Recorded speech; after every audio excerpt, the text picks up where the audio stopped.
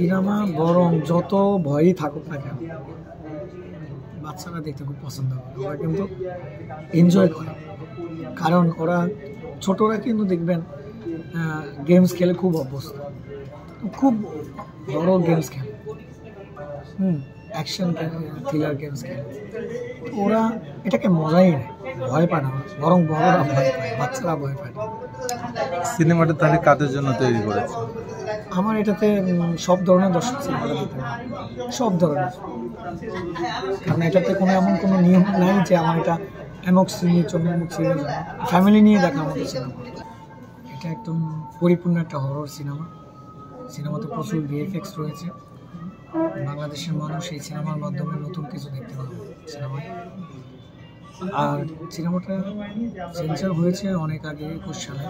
আমরা রিলিজ করব করে বিভিন্নভাবে প্ল্যান করি, আবার বিভিন্ন সমস্যা আসে, তারপর রিলিজ থেকে বিরত থাকি। ফাইনালি আমরা এখন রিলিজ দিচ্ছি। সব সিনেমায় মেসেজ হয়, সব সিনেমার মেসেজ থেকে একটা জিনিস হয়, এক এক রকমের মেসেজ। কোনটা সিনেমাতে একটা বিনোদন, একটা মেসেজ, বিনোদন নিলাম। তো হরর সিনেমা তো আসলে ভয়ের ব্যাপার। মেসেজটা হচ্ছে যে কিছু সময় ভয়ে কাটাতে, এবং এই ডেঞ্জার জোনের মাধ্যমে সেই ভয়টা একটু ডিফেন্ড করে দেখবে, যেহেতু এই সিনেমায় ডিফেন্ড করে চিন্তা করা হয়েছে। উনি বাংলাদেশের সিনেমা হলিউড বলিউডের সাথে তুলনা যাবে না, কারণ ওদের সিনেমায় 200-300 কোটি টাকা, 100 কোটি টাকা বাজেট হয়। আমাদের এখানে 1-2 কোটি টাকা, এমনকি 50 লাখ টাকাও সিনেমা হয়। তো বিষয়টা হলো যে সিনেমা বাজেটের উপর যেমন বাজেট দরকার হয়, আবার বাজেট ছাড়াও কিছু সিনেমা বাংলাদেশে অনেক সুপারহিট হয়েছে। এটা গল্পের কাহিনী, ডিরেক্টরের ডিরেকশন, কারিশমা, সব কিছু মিলে ভালো কিছু যখনই হয়, তখন ওই সিনেমাটা অনেক বিজনেস করে, আলোচনায় আসে। তো আমার এই সিনেমাটা অবশ্যই আমি বলবো ভালো বাজেট ছিল, বাংলাদেশের তুলনায় অনেক বাজেট।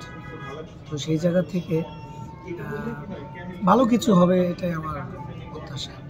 আমি যখন সিনেমাটা শুরু করি, সাকিব ভাইয়ের কথা আসছিল, তো আমার কাছে মনে হলো সাকিব ভাই একটা অ্যাকশন বা একটু ভারী ক্যারেক্টার মনে হয়, এই ক্যারেক্টারটা না, যেহেতু স্টুডেন্টের ক্যারেক্টার, ওইটা মনে হয় না।